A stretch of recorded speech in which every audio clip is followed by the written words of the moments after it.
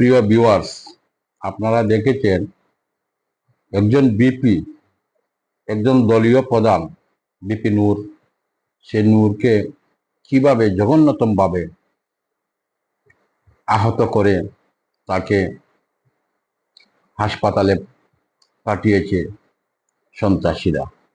এই দেশের আইন শৃঙ্খলার এত অবনতি ঘটেছে যা দেশের মানুষের চোখে পুরা মতো ভেসে উঠেছে।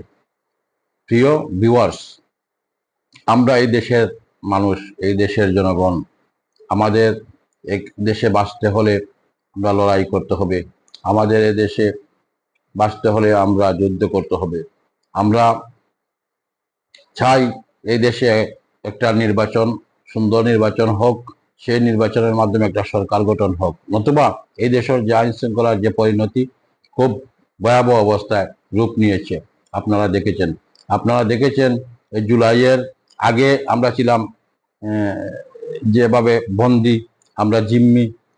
এই জুলাইয়ের পরে দেখা যাচ্ছে আইন শৃঙ্খলা বাহিনীর একবারে নীরবতা, তারা নীরব ভূমিকা পালন করে আসছে।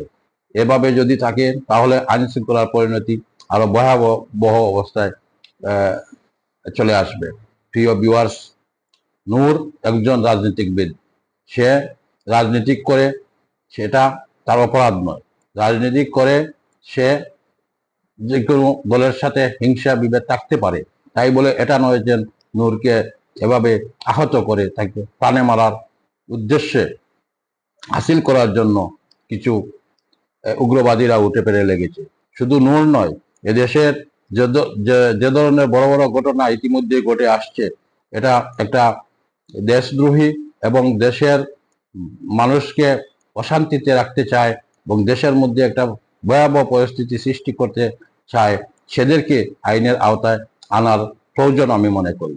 তাই আমরা এই দেশের মানুষ, আমি বলতে চাই এই দেশের মানুষের মনের কথা, দেশের মানুষের মুখের ভাষা, এই দেশের মানুষ চায় দুমুঠো ভাত শান্তিমতে খেতে, দুমুঠো ভাত শান্তিমতো জীবন বাঁচাতে।